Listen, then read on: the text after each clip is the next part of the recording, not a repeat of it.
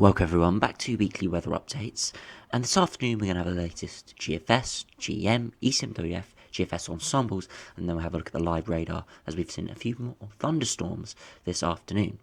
Now do remember, if you enjoy my videos, make sure you do like and subscribe, as it really does help me out. And make sure you follow me on Twitter as well, as I'm posting latest updates on their radar and look at storms over the last few days. So currently we do have quite warm air over the top of the UK, but over the next sort of 12 to 24 hours it's going to be slowly swept away. This sort of warm spell, we never expected it to be particularly long, but it is going to be clearing. Now the warm air that it gave us our thunderstorms yesterday, they were quite potent thunderstorms, and now drifting off towards sort of Germany, Denmark area. And currently we just have quite a bit instability combined with a lower pressure. Convection has spiked today, and we've seen a few thunderstorms for the north and northwest. They are fading now, but there are still a few cells remaining. But you can see we're under this big area of low pressure. The air mass isn't too cold, but it's nowhere near as mild as it was a lot yesterday. And over the next few days, highs are going to be around 14-15 degrees. So where you do see sunshine, it's going to be pleasant. But where we do see cloud and rain, it's going to still feel reasonably cool. Under this low pressure, it's going to be chucking rain bands around it. And you can see the air mass is around average to maybe just below average. And you can see that low pressure never really disappears, just kind of fills in over the top of the country and sort of drifts southwards. And again, in the longer term, we don't really go into a potent low pressure spell, nor high pressure. We're sort of in between, with low pressure out in the Atlantic, pulling in westerly winds, high pressure to our south, drawing up some milder air from the southwest, but nothing too mild. And there's not too much low pressure there to give any too much significant rainfall. Beyond that, that low pressure does spiral up a little bit towards day 10 and moves through. And then again, we go back into northwesterly winds, but towards the end of the run, we see something very interesting going on. Now, this is an isolated run on the GFS. I've had a look at this run before, and had a look at the GFS ensembles, and it is an outlier. But towards the end of the run, this GFS does go into sort of a heatwave pattern. Now, it's uncertain, but there is some potential for it to happen. High pressure building up towards Scandinavia in Europe means winds are going to come from the southeast. And if we have a look at the air mass, you can see quite warm air wafts up from the southeast. Now, there is lower pressure associated out in the Bay of Biscay, and if this got a bit closer, this would be a very thundery sort of scenario. But as it stands like this, it would be reasonably dry and quite warm, with those southeasterly winds drawing up quite warm air, and it would be a sustained at least 3 or 4 day warm spell where temperatures rise quite widely into the 20s and potentially even above 25 degrees in some regions.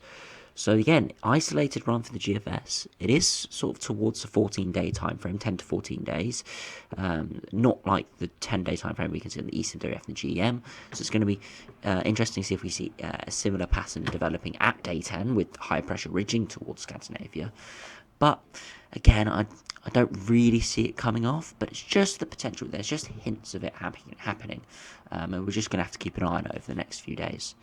If we now have a look at the latest GEM, you can see again very similar pattern over the next few days.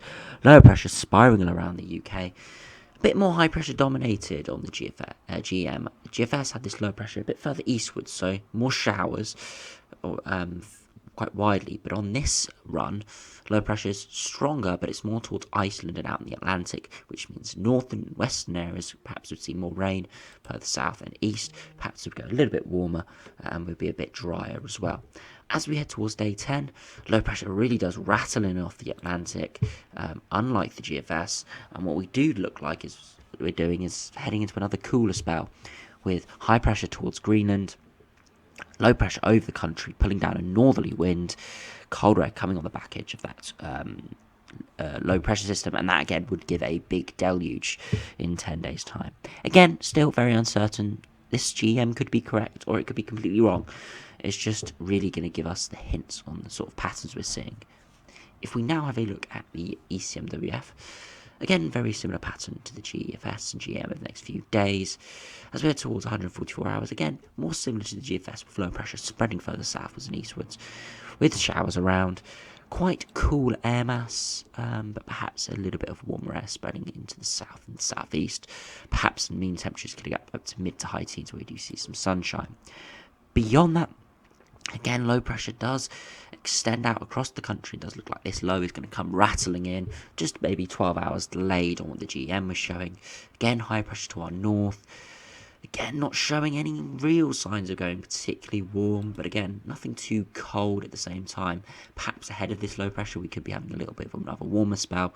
So again, all the models are showing slightly different scenarios. It's going to be very, very interesting to see whether we do pull off anything substantially warm towards the last third of May.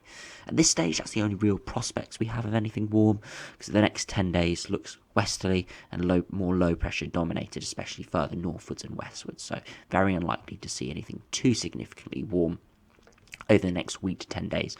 Beyond that is when we could start to see something a little bit warmer, perhaps the first sustained heat wave of the year. If we have a look at the GFS ensembles, you can see generally for the next sort of 7 to 10 days, the ensemble members are around or just a touch below average. Quite a few precipitation spikes, so symbolic of a lot of little convective systems moving around the low pressures, perhaps even some frontal systems at times, but generally just a lot of sunshine showers, April showers, similar to what we've had today really, but perhaps not likely to be as thundery. In the longer term, this is where the interesting sort of ensemble runs and the GFS operational runs come in.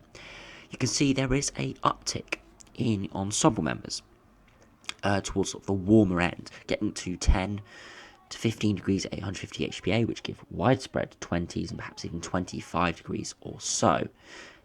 On the contrary, there are some colder ensemble members going cooler to around -1 to -5 degrees at 850 HPA. And you can see, balancing them out, the temperature remains around average.